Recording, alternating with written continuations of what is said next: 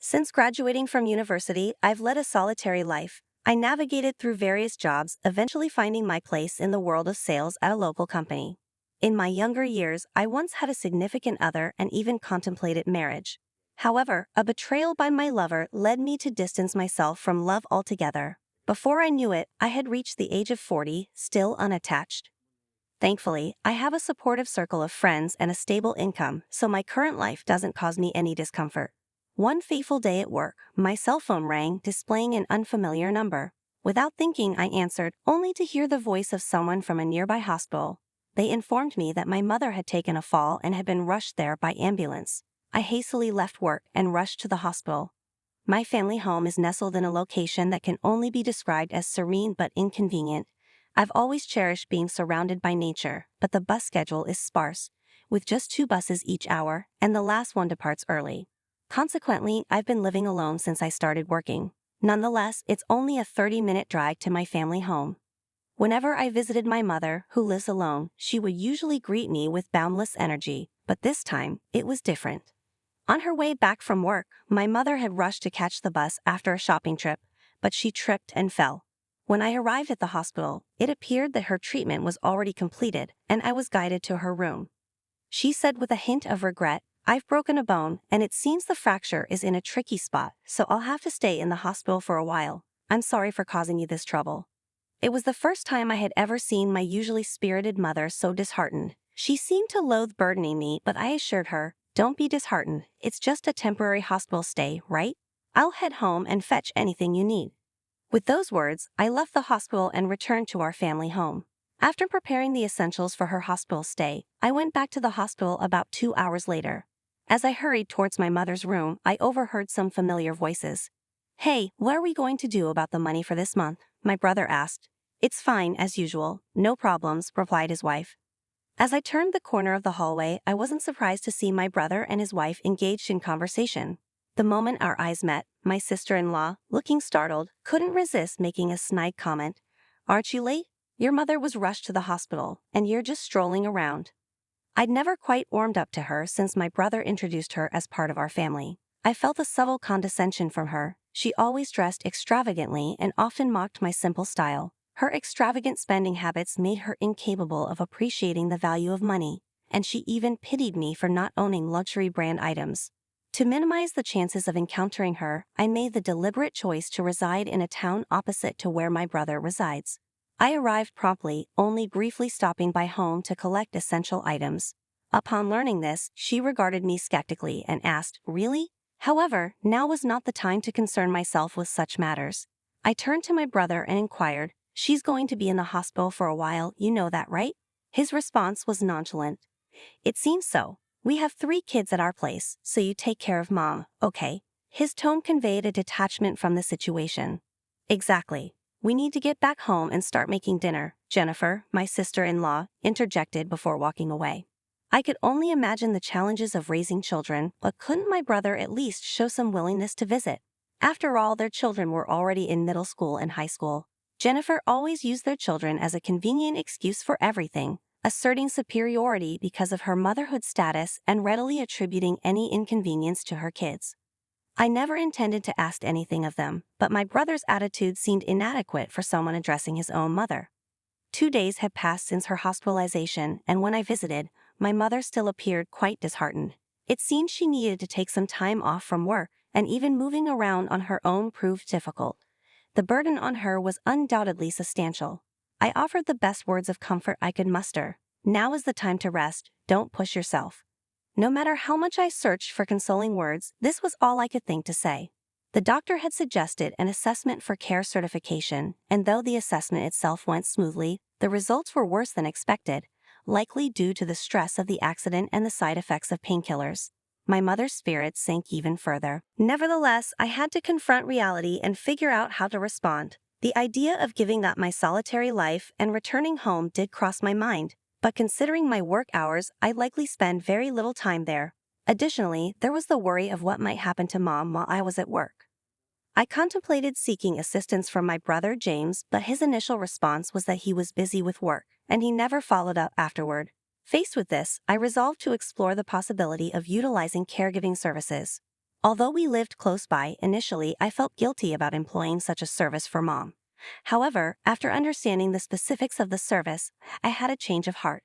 Plans for utilizing the caregiving service were solidified around the time of my mother's impending discharge from the hospital. On the contrary, James never once visited the hospital. Nonetheless, considering future arrangements, I attempted to broach the topic of meeting up with him on the day of Mom's discharge. He appeared somewhat bothered, but through some effort, I managed to persuade him to commit to coming to the hospital. However, when the day of Mom's discharge arrived, I waited at the hospital, and James was conspicuously absent. My patience waned, so I called him, and his response was that he had just woken up. In hindsight, I shouldn't have harbored any expectations. After completing the discharge procedures for Mom, we both got into the car. I informed James to come to our family home later. We safely arrived home, and although it wasn't something I was accustomed to, I assisted Mom and settled her into bed.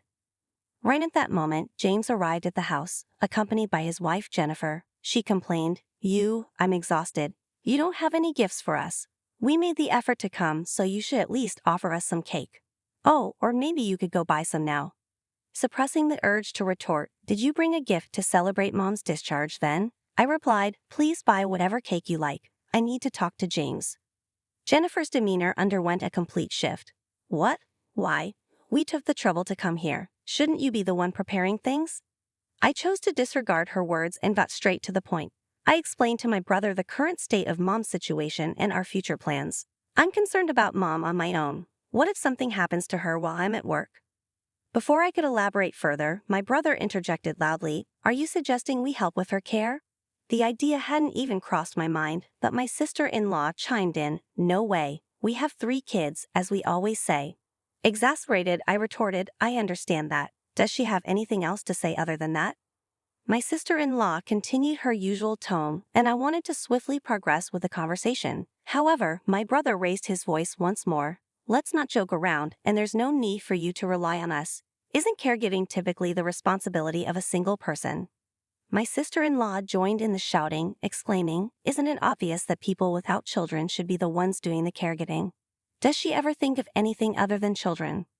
I hadn't even sought their help with caregiving in the first place, so I decided to be blunt. "Don't misunderstand me. I've never once considered asking you for caregiving help. I've already arranged for caregiving services, and I called you today to inform you about that." Upon hearing my words, both my brother and his wife started yelling again. "Or are you trying to get money from us? Even though you're single and have money, do you expect us, who have children, to foot the bill?" I couldn't let that comment slide. "I bet you understand without being told that having children is challenging. I'm not expecting any help from you. I simply called you to provide an update on Mom's situation and discuss our future plans together." Emotions got the better of me, and I spoke with a firm tone. Despite my outburst, my brother brushed it off and laughed, saying, "Did you really call us all the way here just to say that? You could have mentioned it over the phone. You might have free time as a single person, but I have a whole family to support. I can't take time off from work for things like this. Isn't taking care of Mom your responsibility? Supporting the whole family, huh? That's quite a statement to make with such confidence." I couldn't help but sigh. "Fine, I'll handle everything on my own, but I hope you'll regret it later," I added. In response, the couple laughed sarcastically. "Regret? Why would we? We should be heading back soon. Don't contact us about this anymore." And just like that, without even checking on our mother, the couple left. My brother had secured a job at a renowned company after graduating from university. He used to prioritize family and had a serious demeanor, but ever since he started dating his now wife, he seemed to have undergone a gradual transformation. The news of his wife's pregnancy led to their marriage, and he became a completely different person from the brother I once knew. Sometimes Mom would reminisce wistfully, saying he used to be so much kinder back then. Mom blamed herself for what had happened, but my brother was an adult, and I believed she bore no responsibility in this matter. He should take responsibility for his own actions. After the two left, my mother, resting in another room, called out to me. I explained what had transpired earlier, and Mom seemed a bit sad. However, she then said resolutely, "If that's the case, we'll proceed with the plan we discussed earlier." From that point on, I lived at my family home for a while to support my mother's daily life, obtaining special permission to commute by car. While receiving caregiving support, I made an effort to reduce my overtime hours as much as possible. Gradually, my mother's condition started to improve. About half a month after her return from the hospital, the doorbell rang while I was working from home. My mom said, "Consider this part of my rehab," and headed to the door, thinking it was just a delivery. Initially, I assumed it was a parcel delivery, but then I heard voices from the entrance. I went over to investigate and was surprised to find my brother's wife there. "Why are you here? Aren't you supposed to be at work?" I asked. "I'm working from home today. Why are you here? Weren't we told not to contact you anymore?" she retorted. "What's working from home? It's nice your small company allows that. Anyway, I'm not here for you. I just wanted to see your mother." "Don't interfere," she replied dismissively. Apparently, she was unaware that people can work from home, or perhaps she simply wasn't interested in understanding other people's jobs. Her sole interests appeared to revolve around her hobbies like beauty and fashion, which was evident from her flashy attire that day. As I silently observed them, my brother's wife made an unbelievable request. She was demanding money from my mother, who was already in a confused state. My mother responded, "I told you before, since I got injured, I can't work and can't support you any further. I also have caregiving expenses." However, it seemed my brother's wife wasn't listening. "But James said so. He said not to worry because mom has savings." "And what about the future of our kids?" she persisted. I was infuriated and stepped in between them, saying, "Please stop causing more trouble. You know how much mom loves her grandchildren, but that doesn't mean you can demand money from her. I'm aware of my brother's situation at work. If finances are tight, why don't you reassess your lifestyle or get a job? Also, please repay the money you borrowed from mom as soon as possible." In fact, since my father passed away 10 years ago, my brother and his wife had been relying on financial support from my mother. My father had been strict, and my brother had been apprehensive of him since childhood. After my father's passing, it seemed my brother used his children as an excuse to approach our mother for money. My mother, pressured by frequent requests for financial assistance from the couple, had made them sign an IOU confirming it as a loan. She kept meticulous records of these transactions. I had heard that the money left behind by my father as an inheritance had been used to purchase my brother's new house about a year after his passing, but I hadn't inquired about the details until recently. I never imagined they had borrowed so much money from my mother. I learned the truth when my mother was hospitalized. While packing for her hospital stay, I overheard the couple discussing their debt. My mother kept saying, "Thinking of the grandchildren, I feel sorry." However, when I pointed out that all of the wife's clothes and belongings were high-end and brand new, she seemed to grasp the gravity of the situation. After being discharged from the hospital, my mother told the couple to repay all the borrowed money at once. Despite this, they had the audacity to come and ask for more money without even repaying the old debt. After we managed to send my brother's wife away, my mother called my brother, thinking he might not know about her visit. He replied, "You must have saved up until now, right? $500 a month isn't a big amount." Filled with anger, I asked my mother to hand over the phone to me. I confronted my brother, saying, "You never visit or discuss caregiving, yet you only ask for money. If you're so strapped for cash, why not consider selling your house or car? There are surely other solutions." My brother responded defensively, "You have no idea what you're talking about. The car and house are things I cherish. I can't just sell them off easily. Nevertheless, I've explicitly told you not to contact me, haven't I? Do not initiate contact from your end either. If you persist, I am seriously considering involving the police." Filled with anger, I hung up the phone after conveying that message. Despite my brother's numerous subsequent calls, my mother and I remained resolute in our stance. For the next 2 months, my mother did not provide any money to my brother and his wife. Her health considerably improved during this period, and one day, as I was beginning to feel a sense of relief, the doorbell rang. When I opened the door, I found my niece and nephew standing there. At first, I thought my brother and his wife had sent the kids to ask for money, but my high school-aged nephew began speaking anxiously, "Grandma, are you okay?" Both my middle school-aged nephew and niece were also worried about my mother. Despite my initial surprise, I welcomed the three of them into the living room to hear their story. It turned out that they had not been informed at all about my mother's hospitalization or her inability to live as she once did due to her injury. However, just yesterday, they were suddenly told by their mother, "Since Grandma can't work anymore, no more allowances from now on." Hearing this, the eldest son confronted their parents and learned about the situation for the first time. The three of them then took trains and buses to come and visit. Unlike their parents, the three of them displayed warm and caring hearts.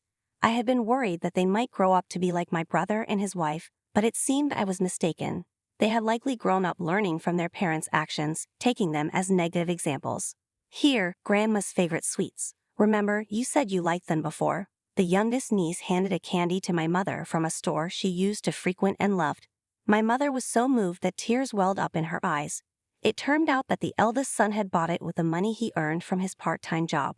Upon hearing this, tears welled up in my eyes as well. However, when we learned about the part-time job, my mother and I exchanged glances. My mother had been providing money for the children, and my brother's business was thriving, so they should have had more than enough income for a family of 5. Upon closer inspection, the children were wearing worn-out or ill-fitting clothes, a stark contrast to my sister-in-law's lavish attire. The youngest, a girl, was even wearing what clearly looked like hand-me-down clothes meant for a boy. When I inquired further, it became evident that my sister-in-law was constantly out enjoying herself and did neither household chores nor childcare. I immediately called my brother and exclaimed, "What are you thinking? Don't you have any sense of responsibility as a parent?" He appeared very surprised, clearly not expecting the children to be here. "I gave you money believing it was for the grandchildren, but you and your wife were the ones spending it," my mother sternly declared. To our surprise, my brother and his wife genuinely repaid all the debt. It appeared that their children had been constantly urging them to settle the debt promptly. My brother traded in his luxury car for a compact one, and my sister-in-law auctioned off her designer goods. About 10 years have passed since that incident, and my mother has been living without any problems. Now and then, she looks forward to her grandchildren visiting with their own children. Yes, my mother is now a great-grandmother. As for my brother and his wife, they appear to be estranged from their children, unable to meet their own grandchildren. They are reportedly living separately in the same house due to financial disputes. The specifics of their situation don't really matter to me. I still lead a work-focused life, but now there is someone by my side with whom I might share the rest of my life. Perhaps it's time to put an end to my single life soon.